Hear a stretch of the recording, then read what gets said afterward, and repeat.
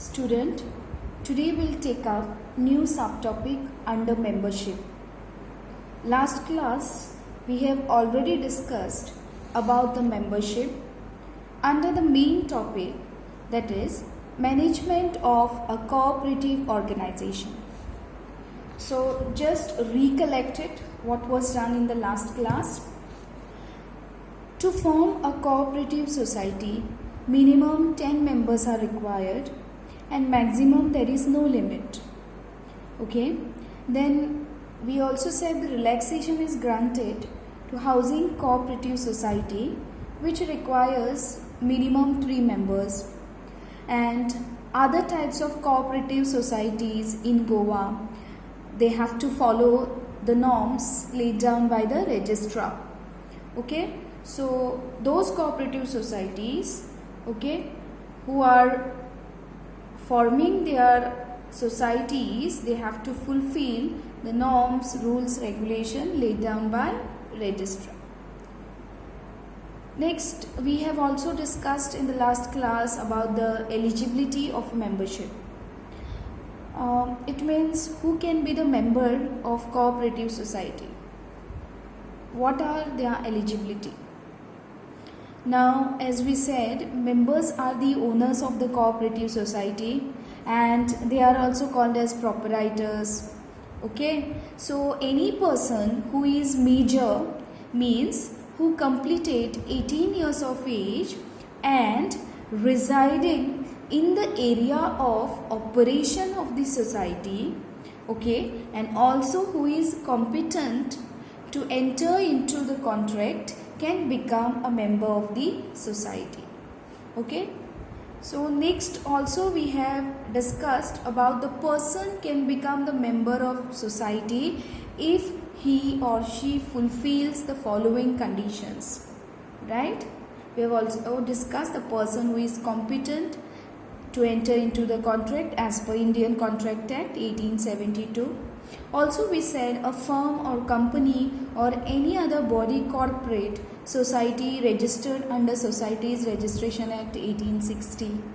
Okay, and the society registered, okay, under this act, okay, it should be cooperative society, then the state or the central government, then also we said the local authority, maybe panchayat members or municipalities members and so on.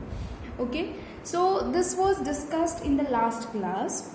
Okay, today we will going to take up under membership.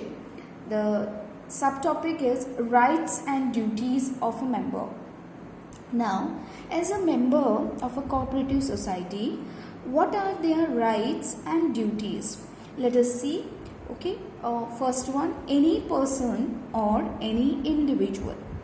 Student, I have written here the keywords, main important words. Okay, now any person or any individual, it means any person can become a member of cooperative society. Okay, as I said in the last class, as far as he should be qualified, okay, and he should wish to join cooperative society with his own willingness, right? Okay, so it may be any person or any individual, does not matter. Okay, next one is refusal of admission. Now, any person likes to join cooperative society, as I said in the first point, or any individual it may be. Okay, now so cooperative society cannot refuse for admission to member. Okay, suppose if cooperative society refuses to admit any individual or person to be a member, okay, then the individual, a person can appeal to the registrar of cooperative society, where all the cooperative societies are registered, so are called as registrar of cooperative society. Okay, then next is furnish copy of documents. Now, in the cooperative society, a member can request that the member can request the society to supply information, to furnish the copy of documents. Various documents are maintained, right? Okay, so they need certain documents within a 1 month. The period is 1 month from the date of payment of necessary fees.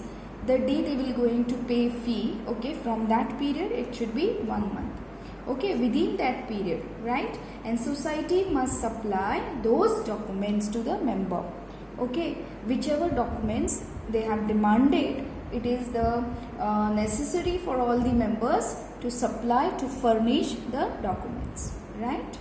Then next, rights and duties of member is only one vote. What it means? Only one vote.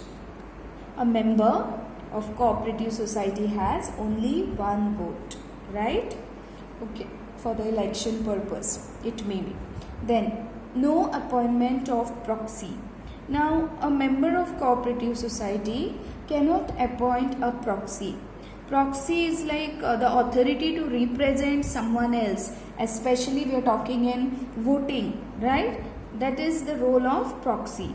Okay, so a member of cooperative society cannot appoint a proxy.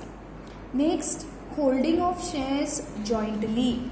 Yes, what it means? In the cooperative society, a member can hold the shares of the society together, okay, more than one person, that is called as jointly. Then next is inspect list of members.